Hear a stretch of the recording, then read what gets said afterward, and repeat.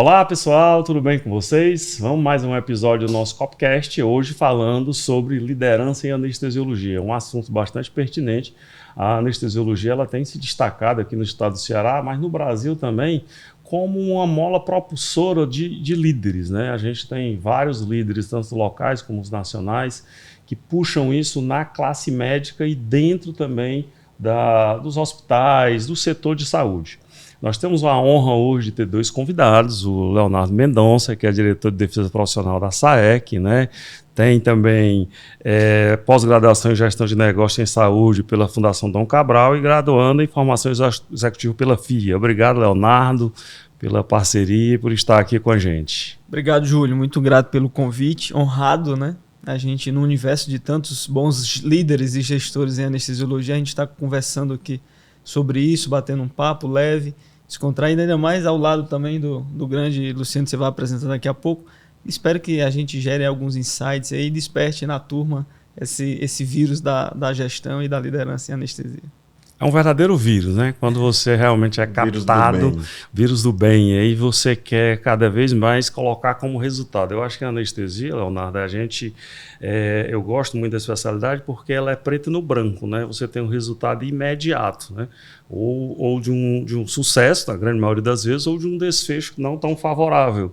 E na liderança, você também fica nessa expectativa, Luciano, de ver o resultado, né? Na realidade, ações e atitudes, elas sempre buscam um resultado. E na liderança acontece e na anestesia também. Isso, às vezes, até, pelo menos comigo, você fica querendo um resultado muito imediato, mas vendo que aquilo vai levar muito tempo. E aí você tem que trabalhar lentamente, então é um pouco diferente da anestesia. Isso causa, às vezes você tem que botar a cabeça no lugar, não, isso aqui não vai acontecer dessa forma, tem que ter um planejamento. E aí é que vai o planejamento e é bem interessante. Mas apresentar para vocês, Luciano Mello. Obrigado, Luciano, pelo aceito o nosso convite. Tá? Ele é consultor de empresas e diretor da parceria Consultores, com formação em varejo pela USP e gestão avançada pela Mauna Kea, CIEG e McDonald University. Obrigado, Luciano, mais uma vez. A gente tem aqui um momento para conversar sobre liderança, sobre gestão.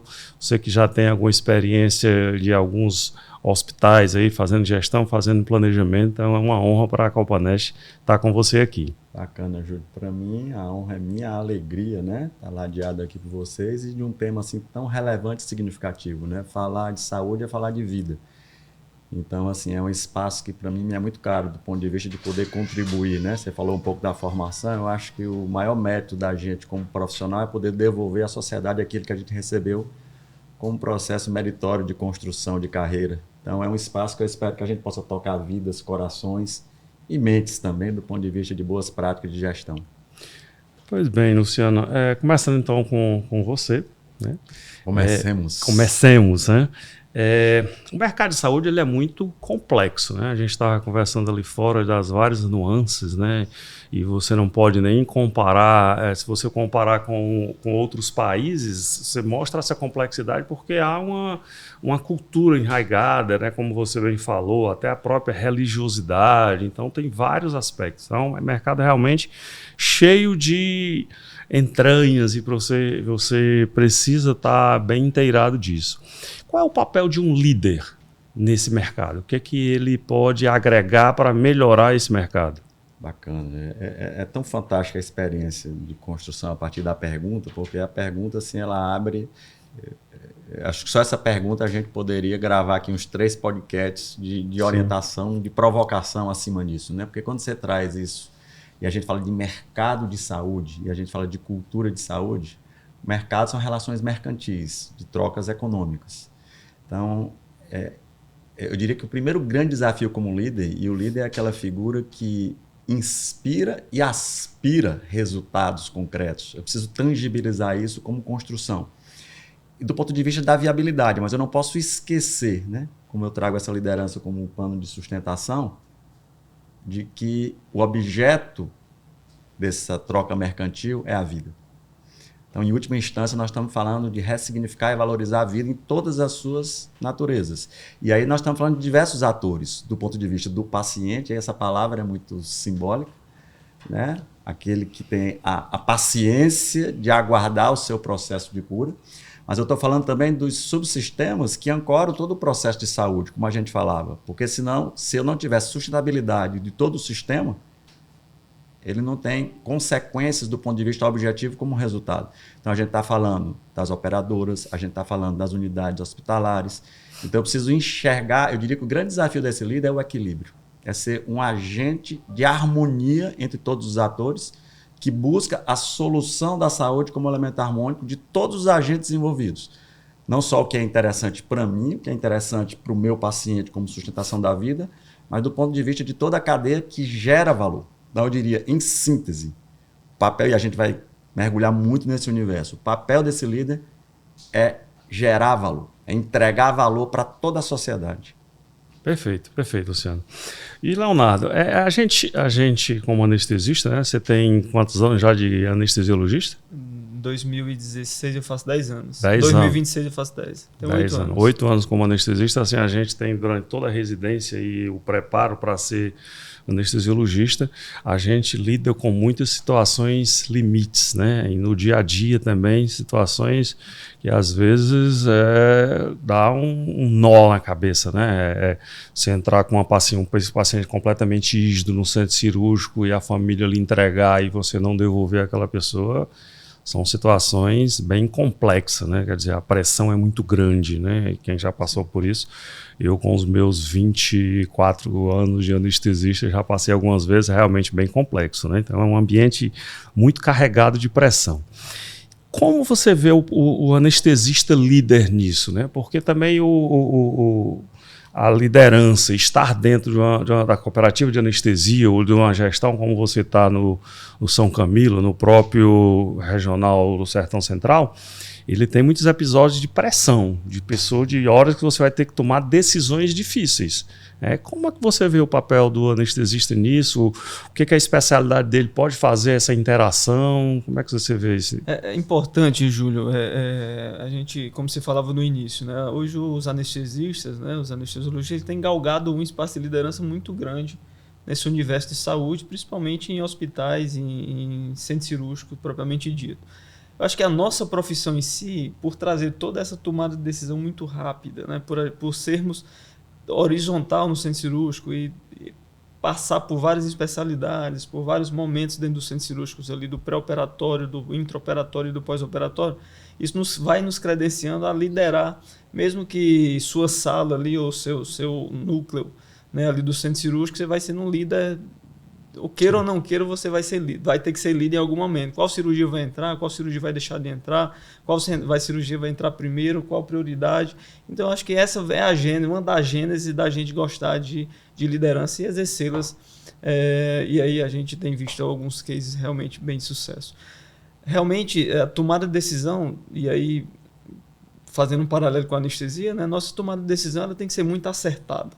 Né? E aí a gente tem sido uma especialidade de cada vez mais de perfeccionismo. Né? A anestesia ela tem entregado o resultado, e o que o Luciano falava, essa cultura de valor, a gente entregar valor aos nossos pacientes, aos nossos contratantes, né? Ao elo da cadeia toda, e a gente tem acertado muito nessas tomadas de decisões, né? E é importante a gente subsidiar isso. Tá? Então, como líder, a gente precisa capitanear toda a equipe, né, todos os que engloba ali aqueles momentos críticos, né, de cirurgia, de centro cirúrgico, e aí a gente precisa também deixar nossa equipe cada vez mais pautada, né, e confiar no seu líder, né, e a gente precisa ter essa liderança inspiradora, né, não do ponto de vista de bonzinho, né, e aí eu tenho aprendido muito contigo, Júlio, isso que a gente precisa ser um bom líder, né? E não um líder bonzinho.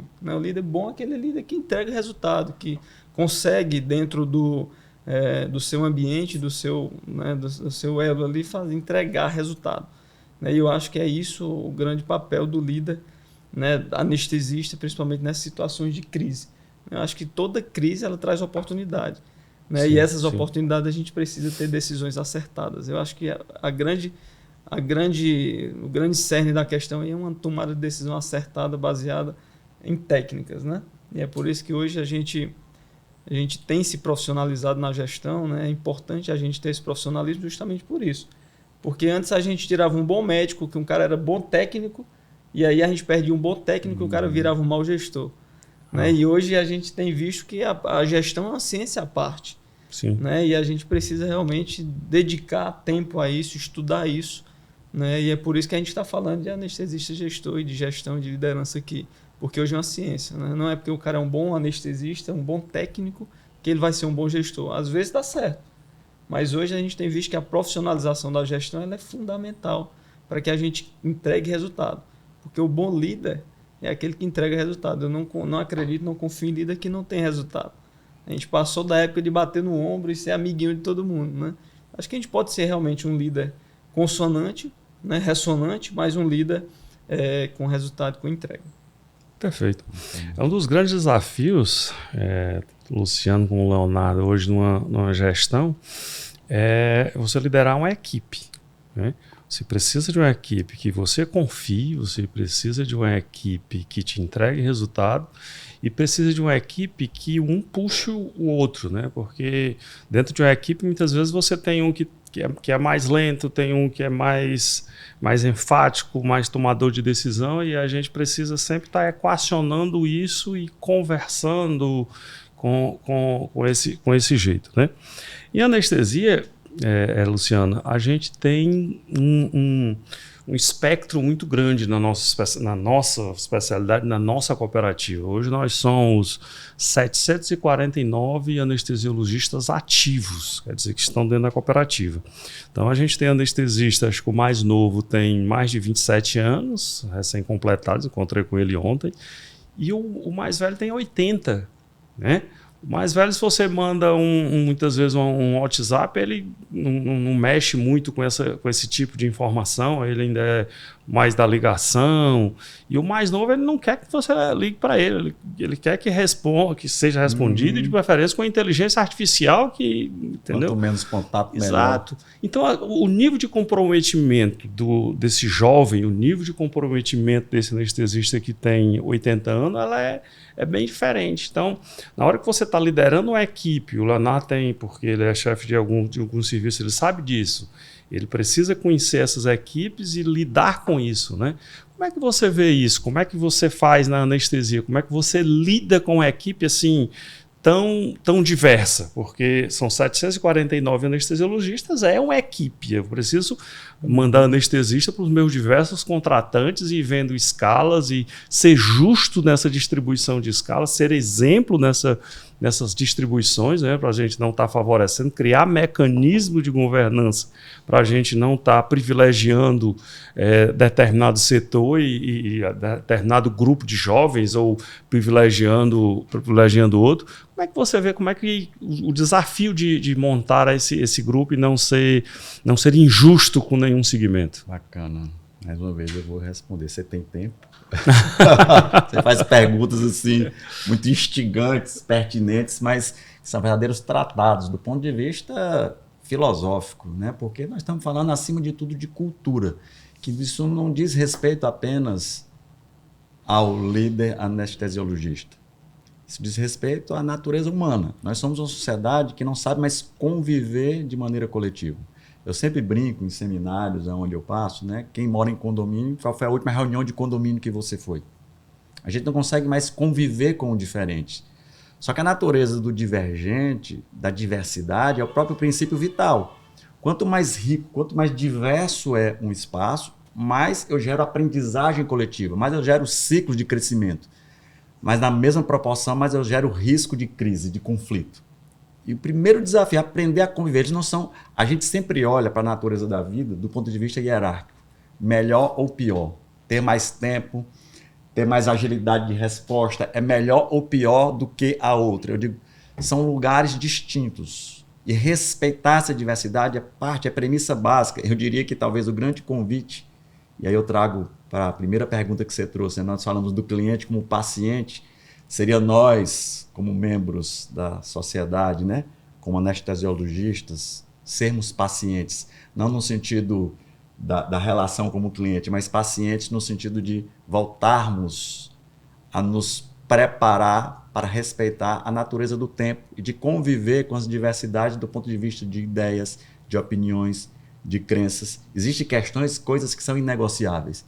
Mas a diferença, ela é o atributo que gera valor do ponto de vista da complementaridade. Quanto mais eu posso conviver e fomentar isso, então é um estado de espírito mesmo. A gente reaprender. E qual é a dificuldade? Porque a cultura contemporânea, cada vez mais, é a cultura do individualismo. A gente vive no mundo das telas individuais. E aqui sem saudosismo, só trazendo do ponto de vista da evolução cultural pelo qual nós passamos, né? Eu sou de uma geração ainda que nós vivíamos, e as decisões, você falou em modelo decisório, eram regidas por atributos coletivos. Então, você ia no restaurante, era um prato para a família inteira, era um carro para... Eu andava de Fusca com 5 filhos. Então, tinha todo mundo que se arrumava e se respeitava. Uma televisão para a família inteira. As decisões eram regidas pela lógica do respeito e a paciência e tolerância em relação ao contraditório. O diferente era apenas diferente, nem melhor ou pior. E eu tinha que aprender a conviver.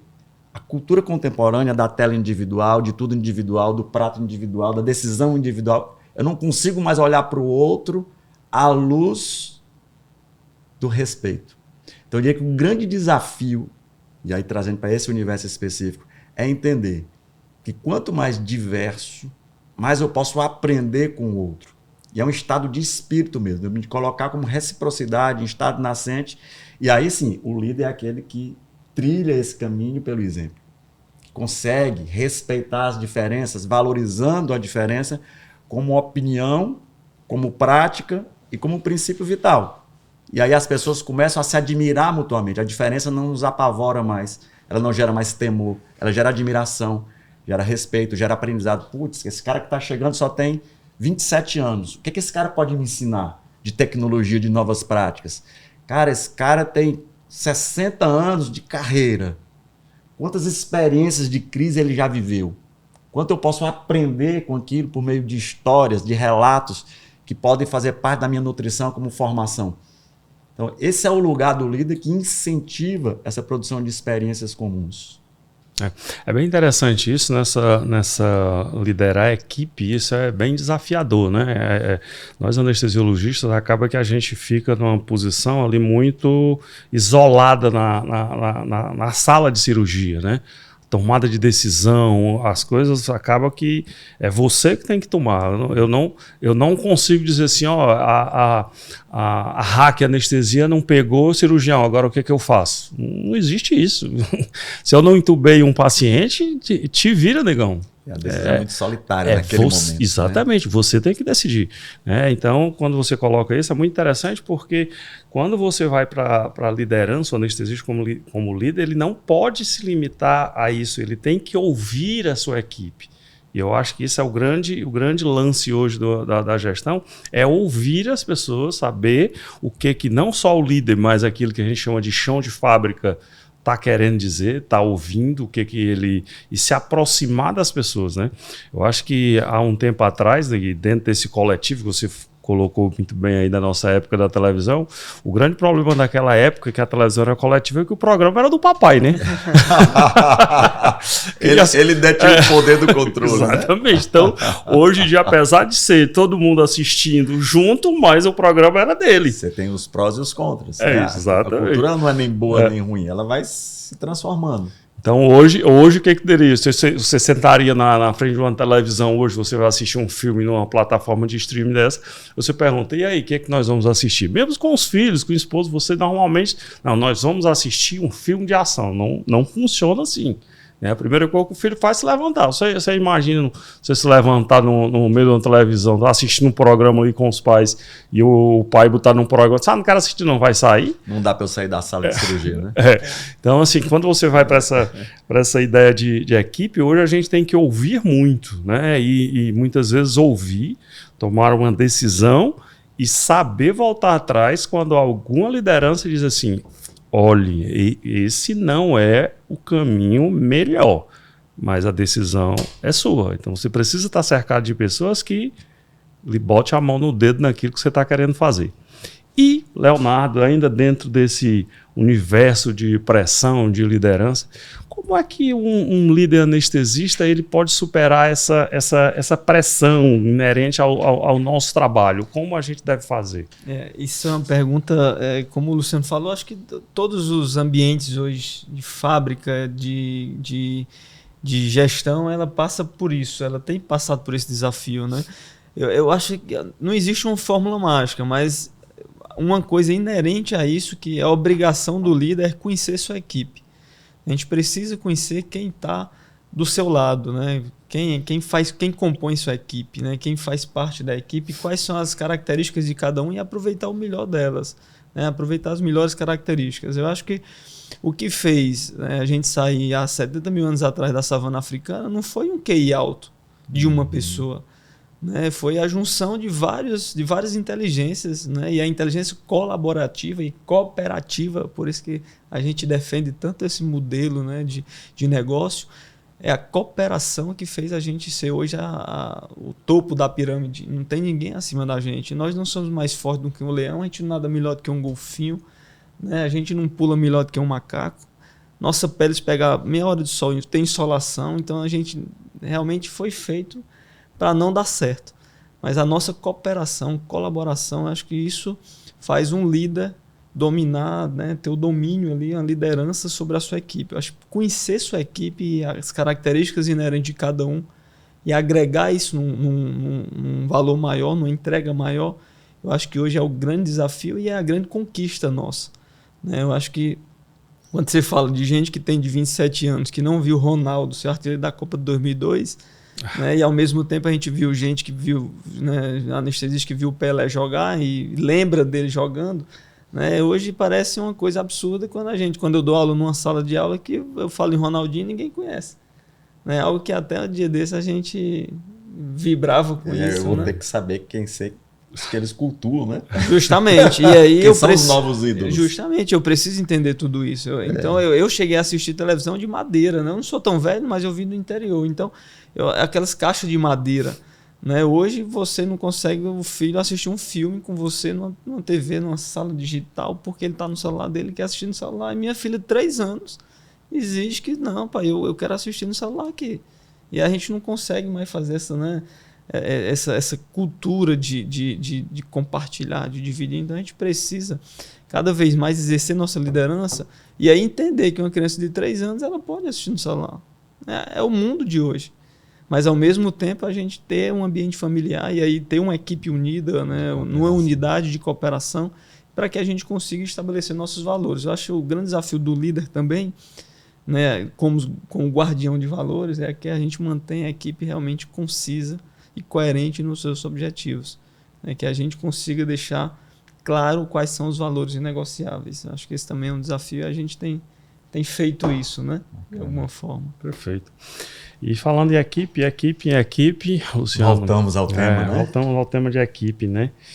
E qual é a melhor estratégia, você com essa experiência de gestor já há algum tempo na área, qual é a melhor estratégia para mim manter um grupo tão diverso no universo da anestesia, manter esse grupo coeso, esse grupo eficaz, que gere resultado para o nosso cliente, porque acaba que nós, cooperativos de anestesia, nós temos que ter uma visão, eu tinha dito muito isso, faça de conta, às vezes vocês, não vamos aceitar contrato. Calma, gente, na realidade, imagine a cooperativa, um supermercado e nós estamos na prateleira, o contratante vai lá se eu quero esse serviço. Então a gente tem que ter uma visão de estar gerando valor para dentro daquele hospital. O Leonardo, como gestor, sabe disso. Muitas vezes um colega pode ir para um plantão lá e dizer, eu não sei fazer isso. Não, espera aí. Você está num hospital terciário com várias cirurgias complexas e você não tem capacidade de fazer isso, então a gente precisa reavaliar. Não é melhor você ir para outro setor, a sala de recuperação, por imagem, né? Então, assim, como a melhor estratégia para a gente manter esse grupo coeso, eficaz, dentro dessa diversidade que é esses mais de 700 anestesistas. É muito bacana a tua pergunta, porque assim, o problema não é a diversidade. O problema é que quando eu me conecto só pela diversidade, a diversidade vira um problema. O Peter Senge, que é um dos grandes estudiosos sobre organizações de aprendizado, né, sobre modelos de aprendizagem ágil, ele diz que o que torna as comunidades prósperas, o que faz as comunidades prosperarem? Uma cooperativa é uma comunidade. Sim. Um núcleo médico que se agrupa ali em torno de uma cirurgia, naquele momento ela forma uma comunidade. Comunidade é tudo aquilo que se reúne em torno de um objetivo comum. Então, é simples assim.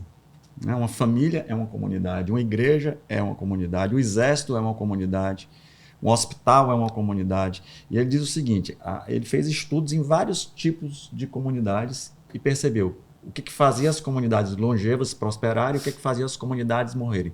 Não era a ausência de diversidade nem de conflito. Então, o conflito ele é parte do processo decisório de evolução da espécie. Nós estamos na terceira dimensão. O atrito, se eu não tiver atrito, eu caio.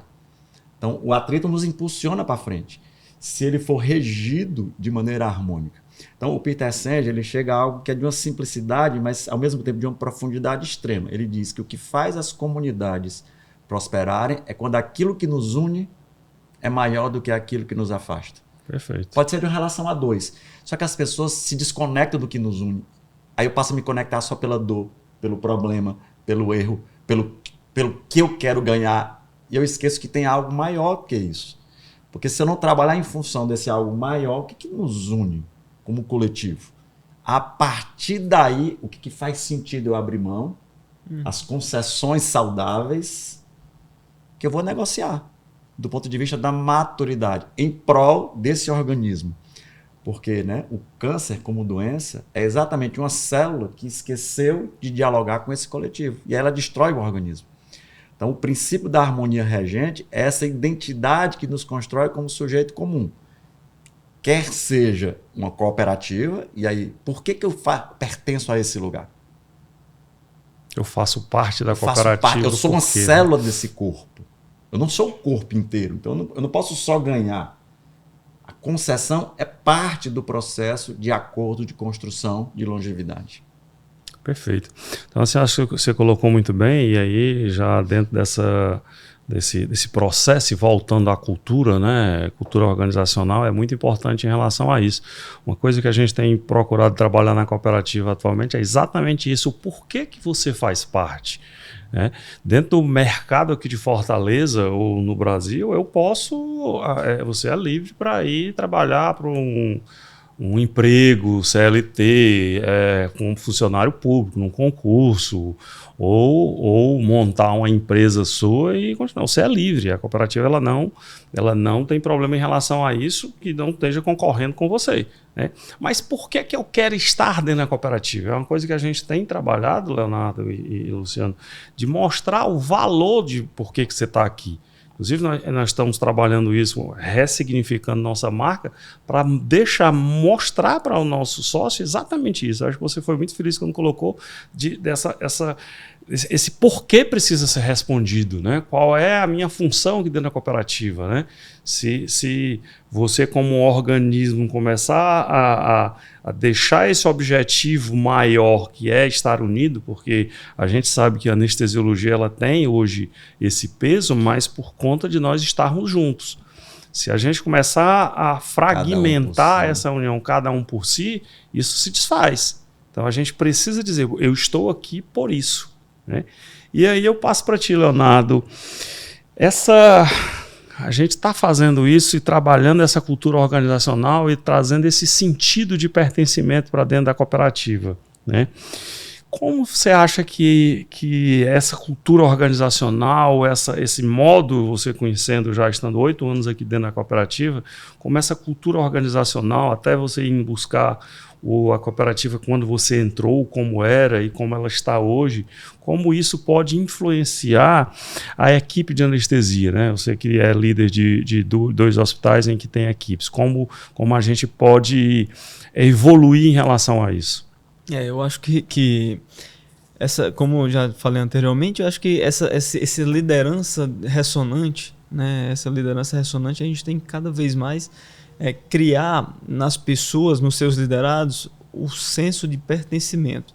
Aí parece até uma palavra de moda, né? Tem que pertencer, mas por que pertencer? Por que eu estou na cooperativa hoje? porque eu tenho um bom contrato, isso é muito pouco. Se você não der um propósito de agregar valor, de realmente saber que a cooperativa é uma empresa sólida, que tem contratos de forma ética, que tem uma governança que faz uma empresa parecer cada vez mais ética, né? E ética é uma palavra que está muito forte hoje, né? Por toda a crise da humanidade que a gente tem passado, a ética é uma palavra que hoje tem um poder e uma força muito grande, né? Então, tudo isso envolvido, né? A gente ter essa liderança de propósito, né? E não a liderança mais do medo, não tem mais espaço para a liderança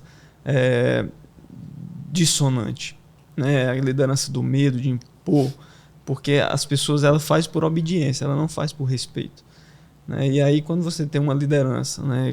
E a cooperativa vem trabalhando nisso, nessa pegada de uma liderança mais, além de uma liderança mais ressonante, uma liderança mais disruptiva, agregando valor com tecnologias, com inteligência artificial, com inovação, né? Com o próprio Coopcast, uma interação maior com os cooperados, né? E cada vez mais a exigência, né? Exige mais do líder.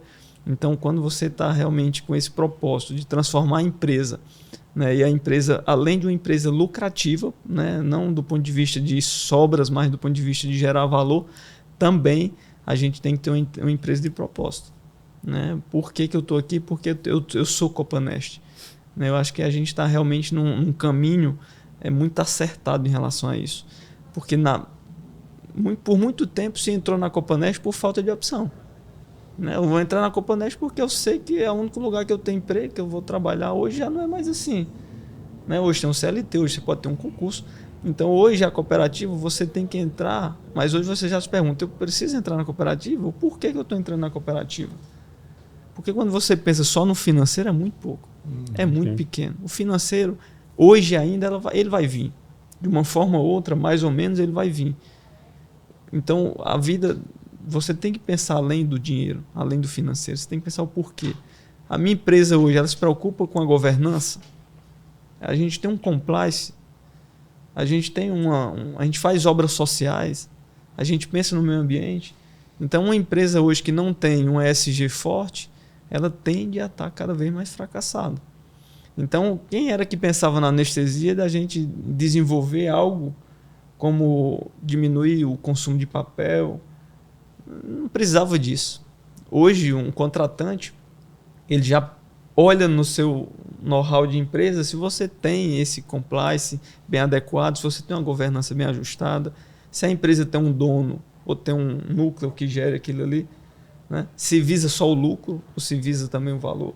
Então a gente precisa cada vez mais amadurecer essa liderança, né? Eu acho que a anestesia tem, principalmente no Ceará, tem caminhado muito nesse agregar valor, né? De os contratantes nos escolher não só pelo valor, mas escolher também porque nós somos uma empresa e somos líderes que agregam valor ao processo. Perfeito. Vamos falar um pouquinho sobre a formação, né?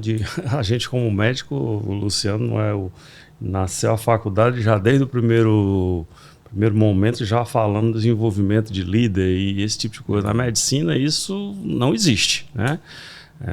O próprio curso de medicina ele não traz essa formação de liderança, né? Acho que você aprende tudo depois e necessidade de sobrevivência.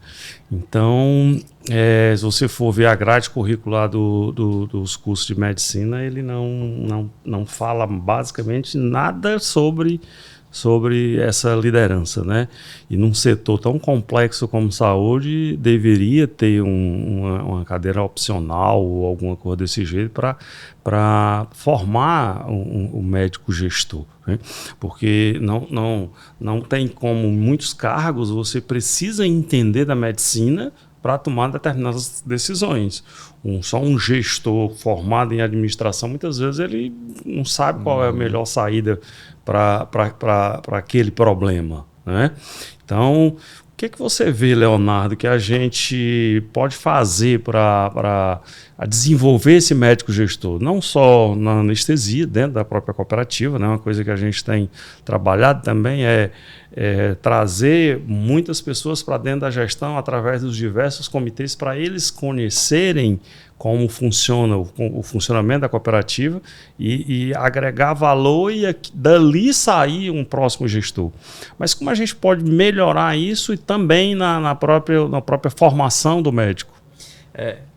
Isso aí é algo que nos incomoda muito, né? Assim que me formei, e aí você começa a ser o gestor da sua própria carreira, né? A gente sai principalmente quem fez universidade pública ou quem tem, né, uma quantidade financeira, vamos dizer assim, não veio de uma família, né, de posses, como a gente dizia.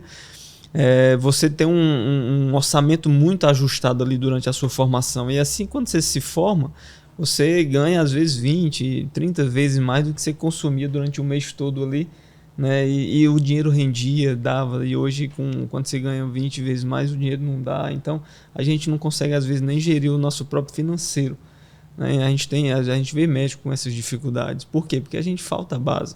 Nós somos bem formados tecnicamente, né? Mas a gente faltamos a base financeira, né? A base de gestão.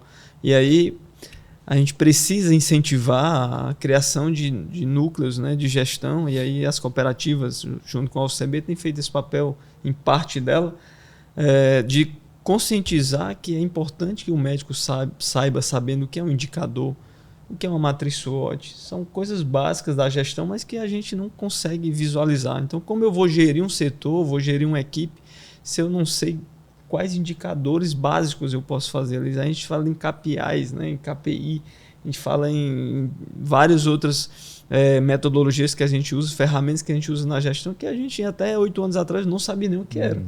Né, eu passei 8 anos 6 anos de formação em médico, mais 3 anos de anestesiologia, mais 1 ano de medicina da dor, e em nenhum momento a gente teve contato com formação de gestão.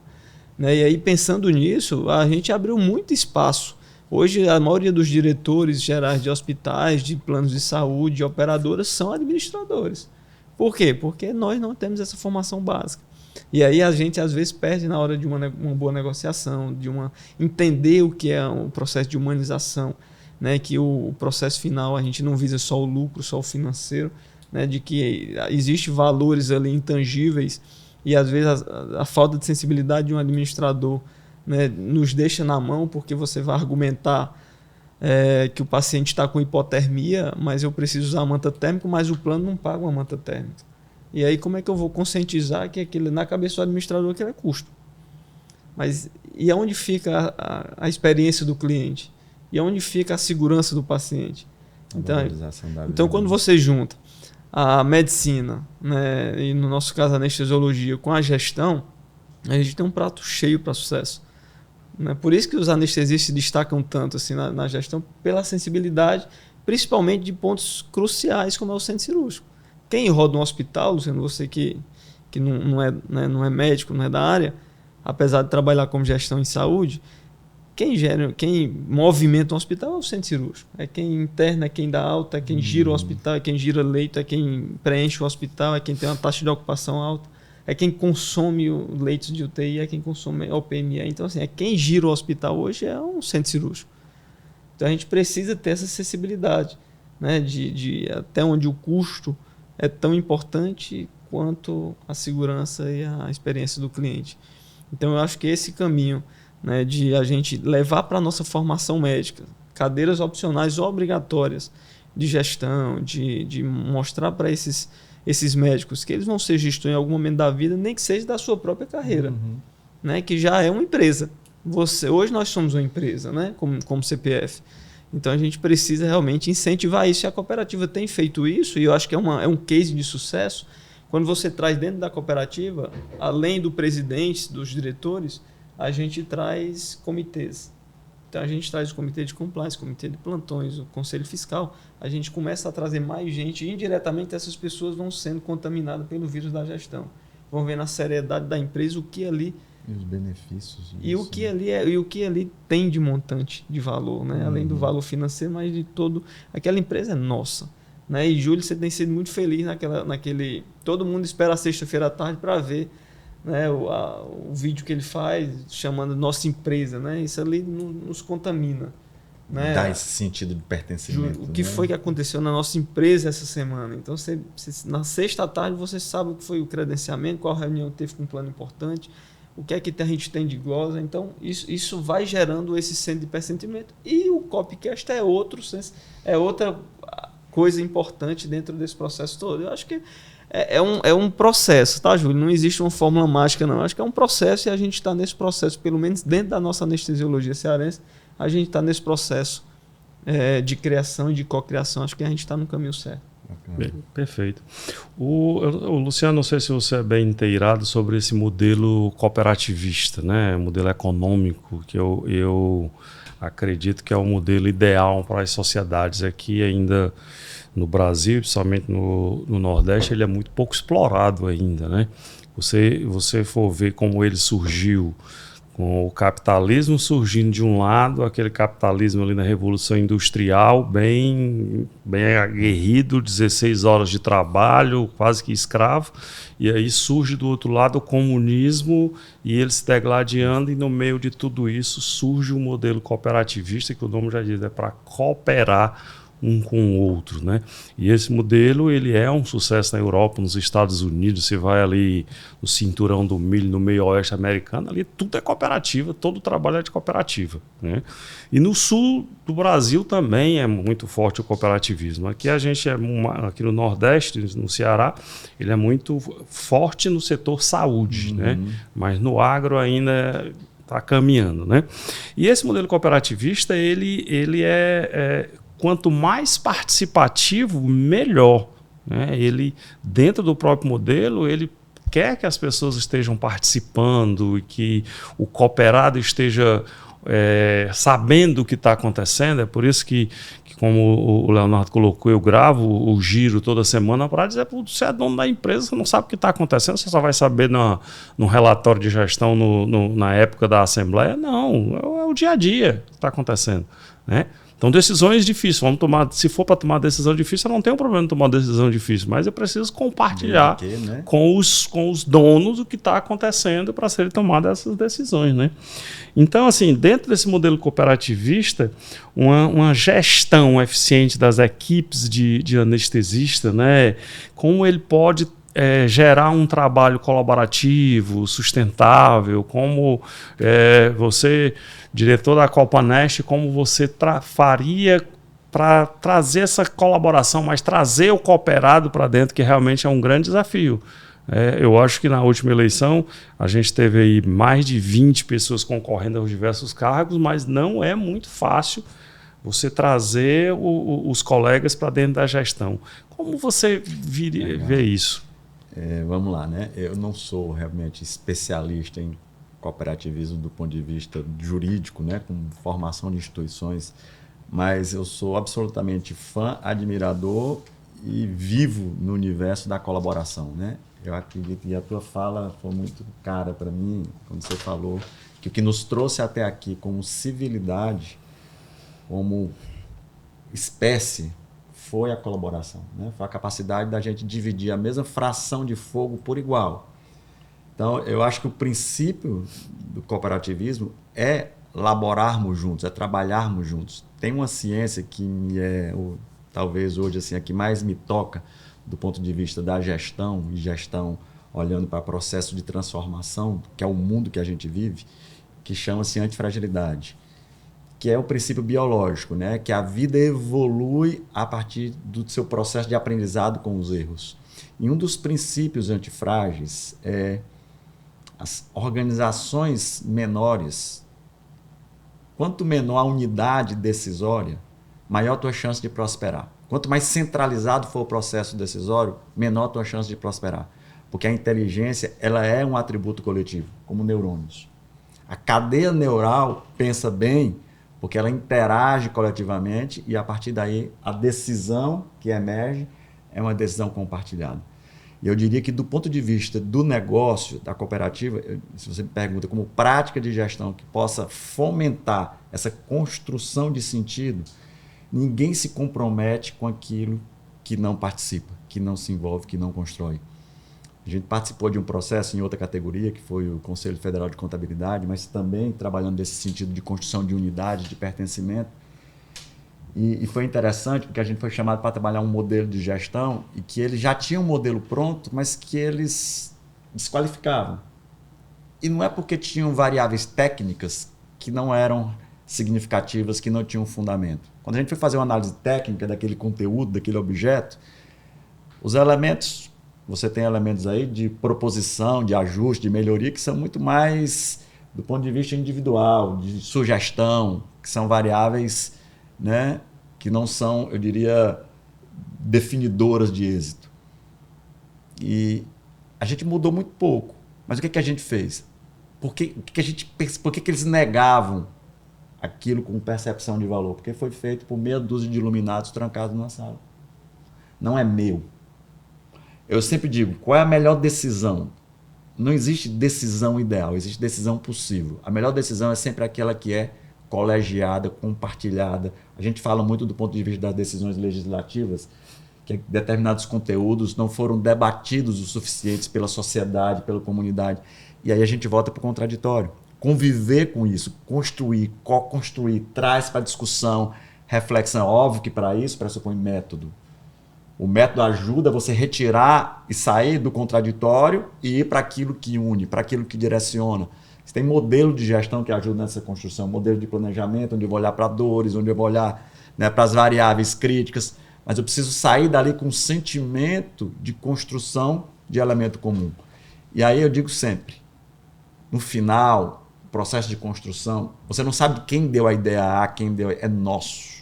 Aquilo passa, e aí esse sentimento de unidade, eu sempre brinco com esse sentimento de família, né? Qualquer pessoa entre membros daquela mesma família tem o direito e a legitimidade de falar uns dos outros. Quem vai a almoço de família dia de domingo sabe do que eu estou dizendo. Fogo amigo está ali. Agora, se você não tem o mesmo sangue, você não tem legitimidade para falar. Porque você não pertence a esse lugar. Então, somos nós. Esse processo de construção, e aí isso pressupõe rodadas de acordo, de negócio. Dá mais trabalho trabalhar com a coletividade. Mas a decisão que sai, que emerge dali, ela vira a melhor por quê? Porque ela é uma decisão tecnicamente privilegiada? Não necessariamente. Porque é a decisão que as pessoas compram. Que as pessoas se comprometem em executar. Então, como modelo de gestão, né, como práticas metodológicas de articulação desse contraditório, é buscar caminhos possíveis de construção daquilo que nos une em função de uma experiência compartilhada. E aí a gente caminha e constrói com caminhos sólidos, né? Eu sempre digo como princípio de gestão, se você quer chegar mais rápido, vá sozinho. É mais fácil. Agora você quer ir mais longe, e quando a gente fala em cooperativismo, nós estamos falando em longevidade. Porque o benefício de curto prazo ele é míope. Eu vou ganhar o dinheiro. Mas às vezes o dinheiro pode ser muito pouco. Isso é porque eu digo para o anestesista novo que está chegando, assim, construa a sua carreira, não queira ir lá na frente e dar um passe e pegar alguma coisa de alguém que já está estabelecido. Construa a sua carreira, porque aí ela vai ser sólida. Tem peso, tem... Né? E aí ninguém te tira disso aqui. Né? Então isso é muito interessante. Mas um grande desafio da gestão e da anestesia também, e eu posso falar disso como já desde a época que eu entrei na residência, em 1998, né? Então faz bastante tempo. Eita, vamos lá. 26, né? 26 anos. Cabelos brancos aqui para juntando residência com tudo. 10 anos, viu, professor? Eu não vou dizer nada, eu vou me entregar. Eu vou acabar sendo o decano da mesa. Se você fosse fazer, então, se eu fosse anestesiar com 10 anos de idade, fazer uma cirurgia de amígdala, o monitor que eu tinha era um oxímetro. As drogas eram terríveis. Então, a medicina e a anestesia, ela passou por um processo de inovação muito rápido, né? E a gestão também, né? E isso acaba sendo um grande desafio, né, para a gestão. O que você vê, Leonardo, nisso que a gente pode continuar inovando? Eu na cooperativa, eu sempre estou em busca dessa inovação para a gente não ficar atrás. Muitas vezes você esbarra em clientes, em você querer chegar para um contratante público e querer trazer uma ferramenta de inovação para ele, é praticamente impossível. porque depende dele e a gente muitas vezes quer oferecer para eles, mas não consegue. Mas a gente está sempre em busca contínua, pelo menos do nosso lado, de trazer inovação. E o que você acha que a gente pode trazer de inovação para dentro da gestão da Copa Neste Ceará? Hoje, as empresas que não falam inovação são empresas que têm sua data de validade. Eu acho que a gente precisa falar de inovação, mas sem esquecer do tripé que eu acho importante e crucial para o sistema cooperativista ou qualquer sistema de gestão, que é gestão, pessoas e cultura. Tá? Então, a gente partindo desse tripé, né, que eu acho essencial e fundamental, nossos clientes são pessoas, nossos contratantes são pessoas, os cooperados são pessoas, nossos pacientes são pessoas. Então, eu acho que a gente tem que pensar, e toda e qualquer inovação só gera valor se a gente entregar valor para esse paciente, para as pessoas envolvidas no processo. Então, a gente pensar em inovação sentado numa mesa ou no Vale do Silício, se não for entregar valor na ponta, não faz sentido algum. É uma tecnologia, não é inovação. Eu acho que a gente, pensando nisso, a gente tem passado por um processo de inovação na cultura organizacional, com esse senso de pertencimento e trazendo cada vez mais o cooperado para a governança. Eu acho que a gente está caminhando nesse processo de inovação do ponto de vista de governança da cooperativa e trazendo os nossos cooperados para esse senso de pertencimento. Do ponto de vista de cultura, né? E aí a gente precisa cada vez mais evoluir, né, que a gente tenha, né, os anestesistas cada vez mais voltado e aí tenha dentro da nossa cultura esse DNA da inovação, né, e aí inovação seja com tecnologia, seja com telemedicina para a gente fazer, né, ter um alcance maior para os nossos pacientes, fazer cada vez mais consulta pré-anestésica e agregar valor ao nosso processo. Né, eu acho que a gente pode caminhar com a telemedicina, com consulta online, né, principalmente dos contratantes que os pacientes talvez não tenham condições de ir várias vezes ao hospital para passar por nós, e a gente pode agregar valor nisso. Né, a gente pode... inteligência artificial, né, hoje a gente também não pode mais falar em inovação se não falar em inteligência artificial. Dados, né, a gente precisa ter uma boa capacidade de analisar dados e gerar informação e tomar decisão a partir disso. Né? Então, trazer um prontuário, uma ficha eletrônica, né? Algo que a gente... Né, eu já vi em boatos de corredor, né? Que a cooperativa está buscando isso, está, né? Buscando novas plataformas, né? Novas parcerias para que a gente saia do papel, vá para o informativo, gere dados, gere valor para o nosso cliente também, para os nossos contratantes, e que o anestesista tenha, né? Além de só preencher uma ficha, né? Manter o seu papel preenchido, que a gente gere segurança para os nossos pacientes, gere custo-benefício para os nossos contratantes e gere segurança também jurídica e até de qualidade de assistência para a nossa cooperativa. Então, eu acho que se a gente fizer esse braço da telemedicina, né, e aí chegar cada vez mais nos pacientes que menos têm, porque fazer consulta pré-anestésica no consultório particular hoje é até mais fácil, os pacientes buscam isso, eles querem mais segurança. Mas se a gente conseguir agregar valor aos pacientes do SUS que não conseguem se locomover para ir... não tem, doutor, não tenho dinheiro para ir para um consultório do anestesista, não, só tem para ir no dia da cirurgia. E aí, se a gente conseguir, com a estrutura de telemedicina, chegar a esses pacientes e agregar valor, eu acho que a inovação está sendo o caminho certo. Perfeito. A gente sempre esbarra na cooperativa nos processos, né? As coisas são bem lendas. Essa própria prontuário eletrônico, a gente está com uma parceria, mas é muito difícil você implementar isso dentro do sistema público e privado também, mas a gente vai correr bem atrás disso, né? E a gente já, impressionante como o tempo urge, né? Passa muito rápido, né? Mas já para caminhando na finalização, a gente tem um grande problema, Luciano, não é um problema, né? Eu costumo dizer que na anestesia 95% é muito tranquilo. O problema é saber lidar com os 5%. Né? Você fazer uma anestesia ela toda bonitinha, mas quando aquele paciente desestabiliza, faz uma parada cardíaca, um sangramento, você tem que saber lidar com aquela crise e o anestesista é o líder daquela crise. né? Dentro da cooperativa é a mesma coisa. A própria Copanest, se você não tiver cuidado, você vai passar toda a gestão apagando incêndio, né? Então, é sempre crise de contrato, de perda de contrato, de contratante, de reajuste, de novas leis que o país cria e de repente da cabeça e do legislativo, e a aplicabilidade às vezes é muito complicada. Então a gente fica nesse gerenciamento contínuo de crises, né? Como a gente poderá, qual o seu conselho para a gente lidar com essa gestão dessas crises?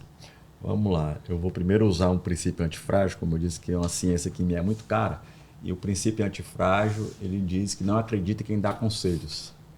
Acredita em quem vive as próprias experiências, né? Ele diz que os engenheiros romanos eram obrigados a morar embaixo das pontes que eles construíam. Então, assim, eu vou dar muito mais reflexões daquilo que eu acredito.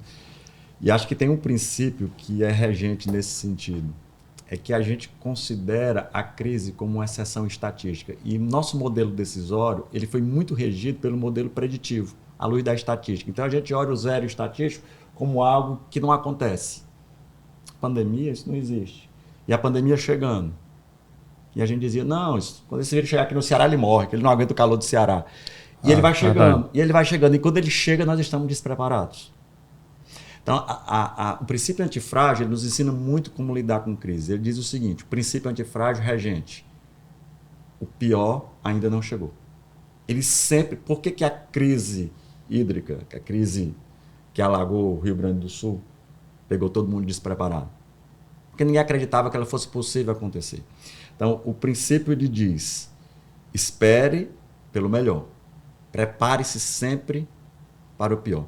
E esse preparar-se significa, né, e do ponto de vista das situações, qualquer que seja ela, de qualquer natureza, ela pode ser uma crise do ponto de vista de negociação, de acordos, do desaparecimento de profissões inteiras, que muitas vezes podem ser substituídas por novos modelos, né, de inteligência artificial. Ele pode ser uma crise dentro de um centro cirúrgico, de algo que aconteceu inesperado, de qualquer natureza. Tem dois caminhos de eu lidar com ela. Primeiro, pelo treinamento, pela preparação. Simule as piores crises possíveis, para que quando ela acontecer, você esteja preparado para ela. Né? McDonald's é minha escola de formação, fui executivo no McDonald's, eles têm manual de crise.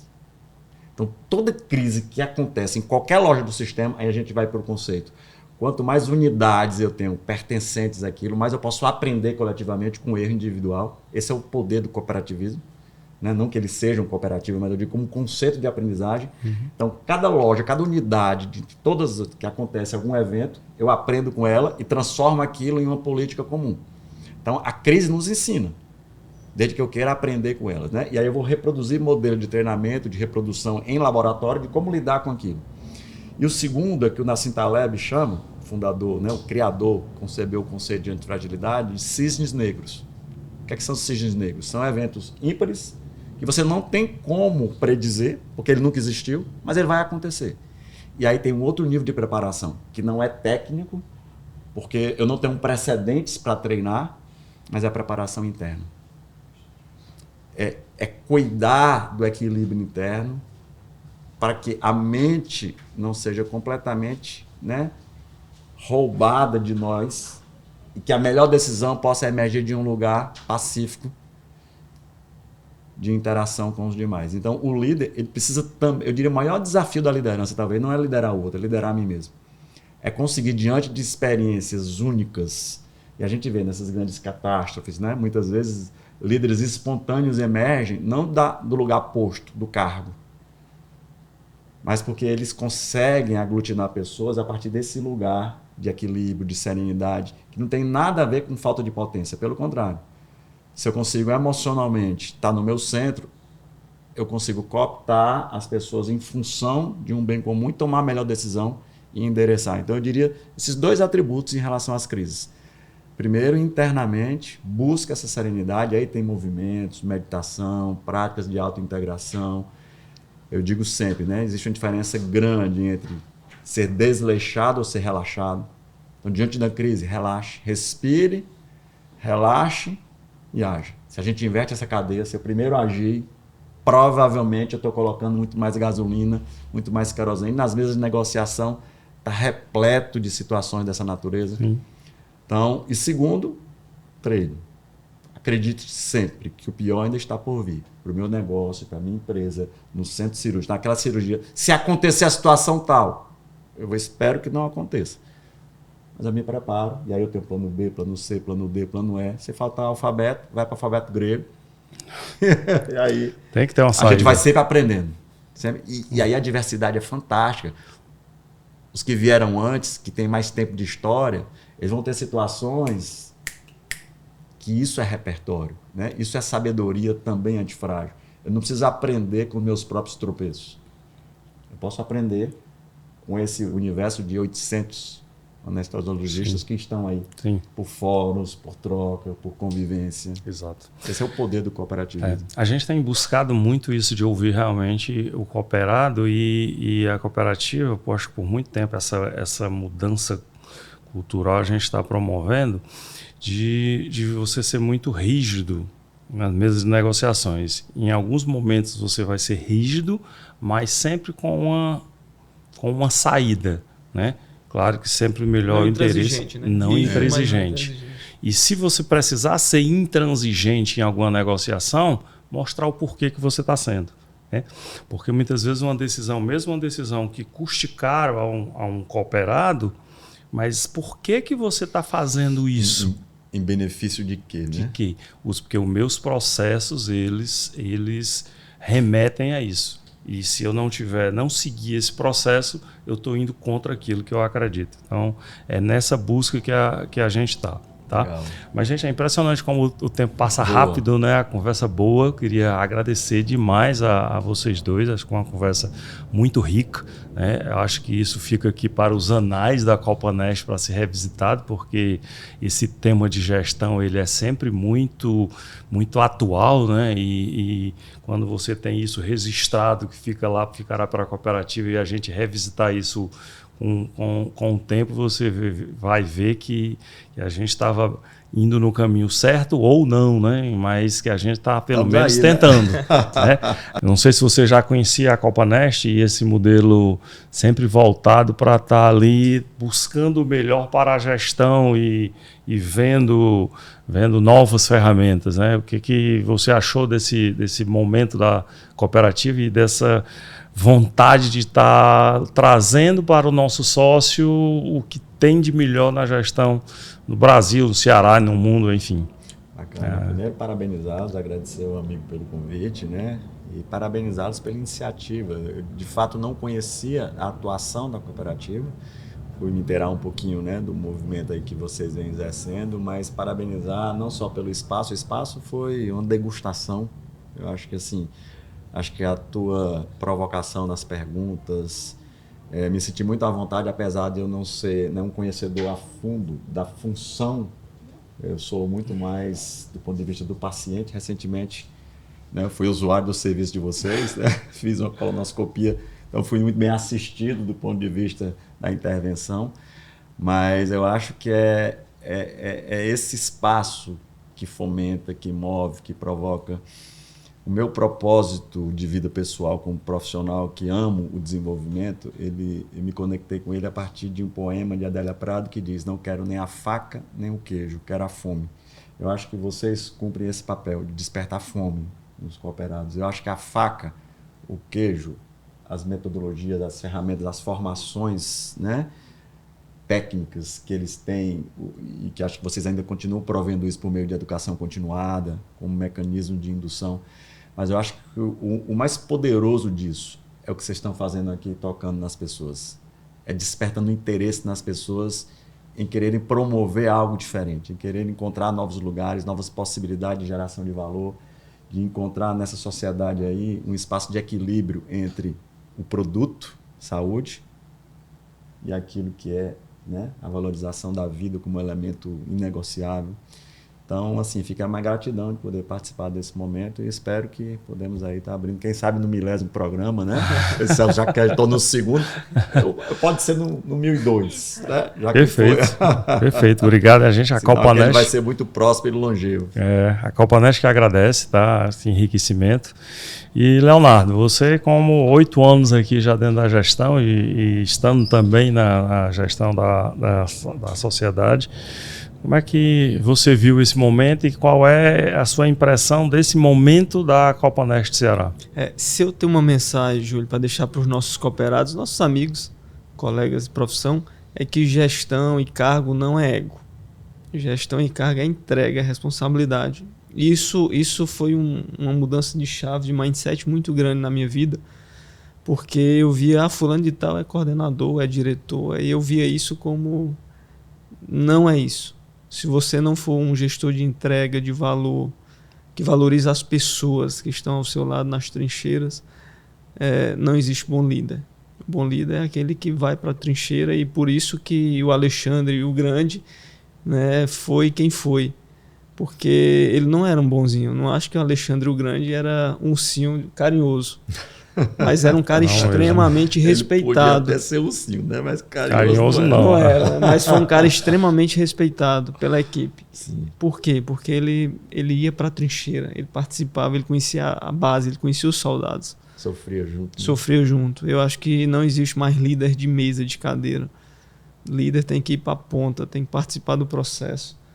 Eu acho que essa é a grande lição que a gente tem feito. E a liderança e a gestão é responsabilidade. O que nos trouxe aqui só nos garante 2 coisas: expectativa, né? Podemos ser melhor, e responsabilidade. Só isso. O resto é papo. Né? E eu fico muito feliz, muito grato pelo convite. Eu acho que foi um momento, como o Luciano falou aqui, de degustação, de um bate-papo, né? Até pelo ambiente que a cooperativa vem vivendo, de crescimento sustentável. Que a gente não pode mais falar só de crescimento, não é a qualquer custo, não é a qualquer, né?